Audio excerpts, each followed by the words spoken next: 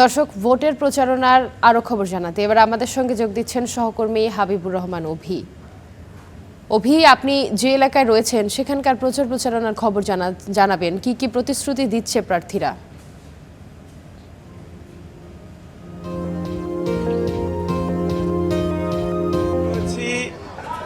ঢাকার 17 আসন, এই একটি গুরুত্বপূর্ণ আসন, কারণ এই আসনে প্রার্থী হচ্ছে বিএনপি চেয়ারম্যান ডাক্তার তারেক রহমান, এবং সেখানেই এই আসনে জামাত প্রার্থী হচ্ছে ডাক্তার খালিদুজ্জামান।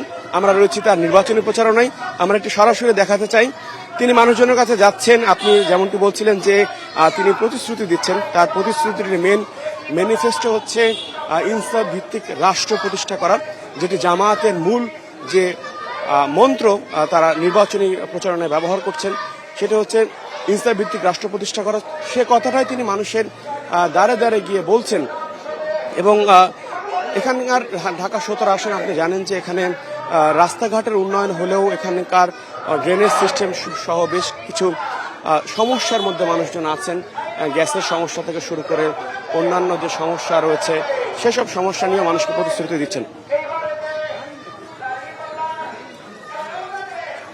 এছাড়া এখানে আপনাকে বলছিলাম যে রাস্তাঘাট, ড্রেনেজ ব্যবস্থা, নিরাপদ ঢাকা 17 গড়ে তুলতে যে নিরবচ্ছিন্ন নিরাপত্তা ব্যবস্থা বাস্তবায়ন, সে বিষয়টি তিনি তুলে আনছেন।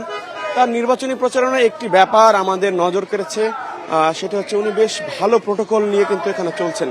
আমরা তার সঙ্গে নিরাপত্তা কর্মী দেখছি, অস্ত্র সহ নিরাপত্তা কর্মীরাও রয়েছেন, এবং এটা কি কারণে তিনি নিয়েছেন সেটি এখনো তার সঙ্গে কথা বলতে পারিনি।